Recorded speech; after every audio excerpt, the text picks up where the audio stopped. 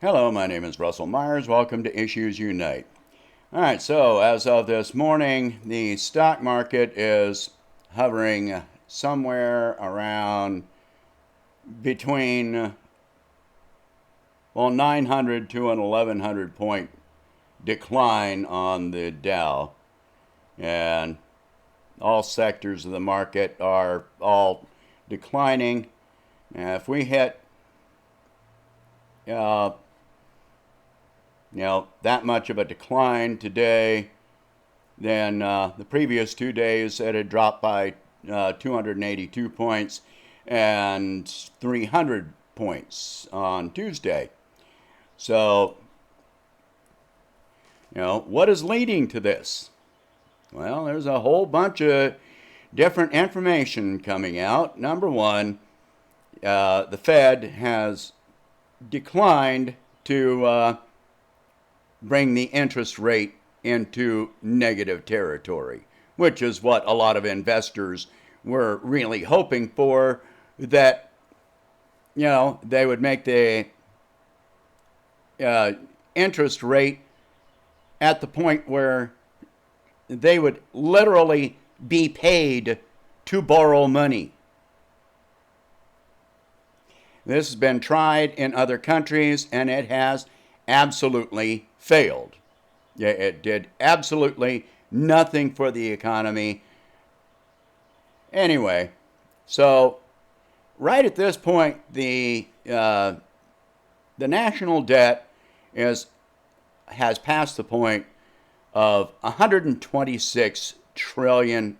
The point of $26 trillion. The debt to GDP ratio, how much we owe in relation to how much we make as a nation, is 130%. So we owe 30% more as a nation than we are earning economically. So, yeah, what has led us here?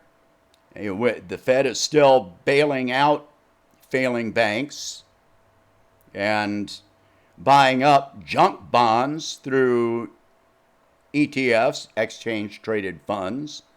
And if you don't know what a junk bond is, it's a bond that offers high returns, but it's because the corporations that are offering these bonds have a low credit rating. They have a low credit rating because they have previously declared bankruptcy, defaulted on previous loans or bonds, things like this. So they're extremely risky investments. In addition, I've covered the fact that China has stopped buying American oil, or at least reduced drastically American oil. But, the price of oil on the market has still continued to decline, to increase or stay up around $40. And the price that you're paying at the pump has gone up. That's because the refineries have scaled down their processing, even while we have over 100 oil tankers sitting offshore waiting to offload their cargo. But some of the oil corporations are showing record profits this year, even as they're laying off tens of thousands of workers,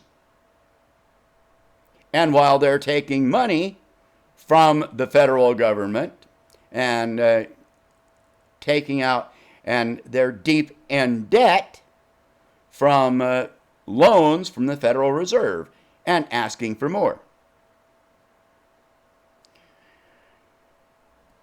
Why is the stock market declining? If it continues the way it is, then by the end of the day today, we will have seen in 3 days a 15 to 1600 point decline. Well, record numbers of companies are declaring bankruptcy. Coresight Research is expecting 25,000 bankruptcies to be declared, retail bankruptcies to be declared this year alone. Last year, we had 9,800, so more than 2.5 times the amount of bankruptcies from last year. Personal bankruptcies are going through the roof. We talked about the risk with the mortgages and how many people are highly likely. This is finally getting attention from other sources. When I said it from the very beginning that a deferral on your mortgage or your rent doesn't mean that they have suspended it or that you can go that month without paying it. That just means that you're going to have to pay it later. And soon as any legislative protections are gone, well, they're going to bill you for all of it all at once. Simon Malls is suing the Gap for something like $70 million in rent that they have not paid this year so far. And I don't think the Gap has started paying as yet. So, yeah, we have record debt on all fronts. Consumer debt is the highest it's ever been. Vehicle repossessions are increasing. Student loan defaults are increasing. Yeah. And then on top of all of this, China has decided, and they are in the process of liquidating their U.S. Treasury holdings. They hold over $1 trillion in U.S. Treasuries. Well, what happens when they liquidate their position? Russia has almost completely liquidated their U.S. Treasury position, their holdings. Now China has been reducing their holdings for some time, but now they are actively seeking to completely liquidate their position. Well, this is all related to the fact that they feel that the dollar is unstable, and at some point in the not too far off future, the dollar is going to decline in value, which would mean any holdings that they've got would be a loss. What happens when other countries, other holders of U.S. Treasuries, if you listen to some people, capitalists, they'll tell you that, well, if China sells them, someone else buys them. I've covered this before. U.S. Treasuries are a debt, an IOU that is issued by this country. If China sells these treasuries, this is an existing debt. This is like your mortgage, another mortgage company buying out your mortgage. It doesn't change how much you owe out. It doesn't reduce that. The only thing that brings money in is new treasuries being issued and purchased. So if, let's say it's a 10-year treasury and China has been holding this treasury for 10 years. It's a bond. Yeah, or they've been holding it, it's a 10-year treasury, they've been holding it for 5 years. Well, in 5 years, the face value is still going to have to be paid out. But the fact that it gets sold doesn't give the U.S. any treasury any more money, even though it has changed hands. Somebody it's like selling selling a used car. If you buy a car and pay it off, and you sell it to someone else, the car company hasn't made any money. You got part of your money, your investment back, and someone else has a car, but the car company that made the car hasn't made a penny off of that sale. So this is the same thing. So the people that try to tell you, oh, it's okay if China liquidates their position because other countries will buy it. No, it doesn't work that way. Yeah. I mean, they're buying debt that the U.S. will have to pay out, but the U.S. Treasury is not getting anything for that purchase of that debt. So, and the more that other countries want to buy debt from each other, U.S. debt from each other, instead of buying new treasuries that are issued, well, our debt continues to climb, but what we have coming in continues to decline. So yeah, maybe it's a safe, relatively safe investment, but China doesn't think so, and Russia doesn't think so, and actually, other countries are going to follow their lead. When they look at the largest holders of U.S. debt selling out those positions and liquidating their holdings, well, these other countries are going to listen and be a lot more cautious and either hold off on buying debt, U.S. debt, or they're going to sell off their holdings as well, which has the effect of reducing the value of the dollar. It becomes a self-fulfilling prophecy, but the decline of the dollar was going to happen anyway because our debt keeps rising and has been rising since 2001, which means that we can't pay our debts. Our GDP is 130%. We owe more than we're making. The economy has opened up. Companies are declaring bankruptcies. They're laying people off. They already admitted that the April jobs report was just falsified.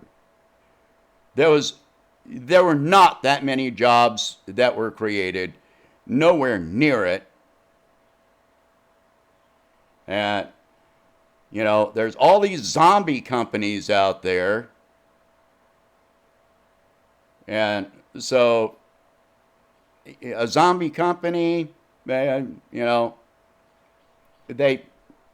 owe out, more than they can even pay on the interest of, they can't pay the principal and interest on their loans.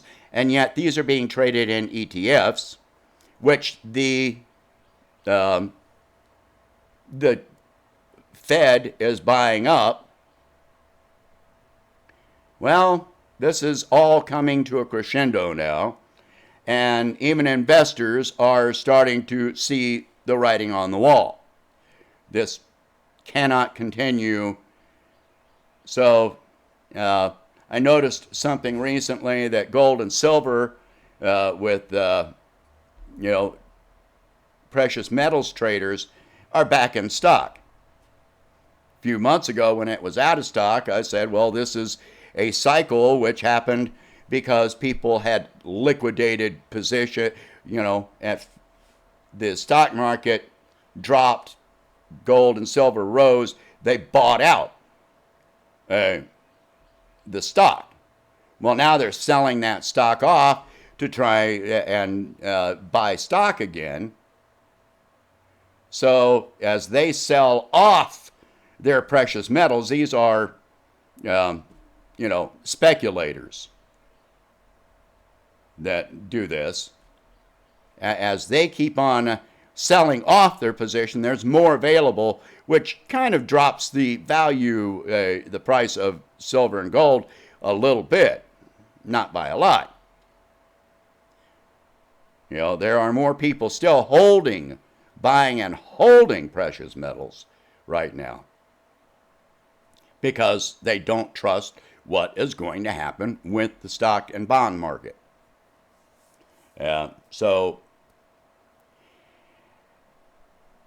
any V-shaped recovery, that's not going to happen. Massive job creation, not going to happen. Companies calling people back to work, over 40 million Americans, something like 43 million Americans have now declared bankruptcy within the last 3 months. And the labor participation rate is at the lowest it has been in 40 or 50 years.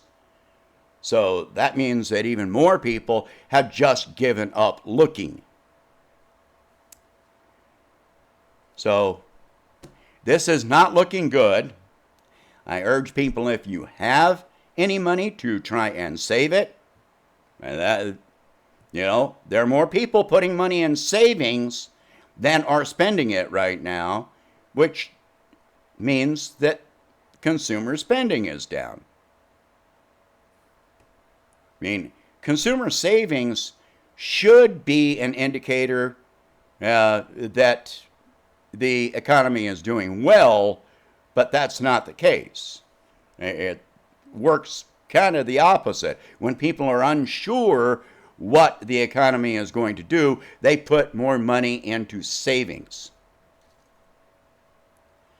And investments are too risky, have too low returns, so they're not going to put it in investments. So this is a really rough time.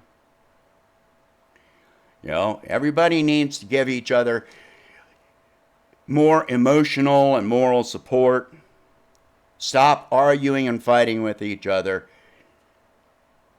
Help each other. We know who the enemy is. It's not the right and the left aren't really. None of us have control over this as far as consumers. So your beliefs don't have anything to do with what's happening. You can get upset about somebody's beliefs, but they're not impacting this unless they're, some corporate executive or an elected official. Those are the ones that you got to go after. Stop fighting with each other and educate each other. Support each other. Okay? We're all going through the same thing all together. All right. That is going to be it for this one. Please share this video. Talk about these subjects. If you can, donate $1 a month to help me expand the channel. Sorry, I've been out for a few days. I've had a lot of things going on. All right, so have a good day, and I'll talk to you later.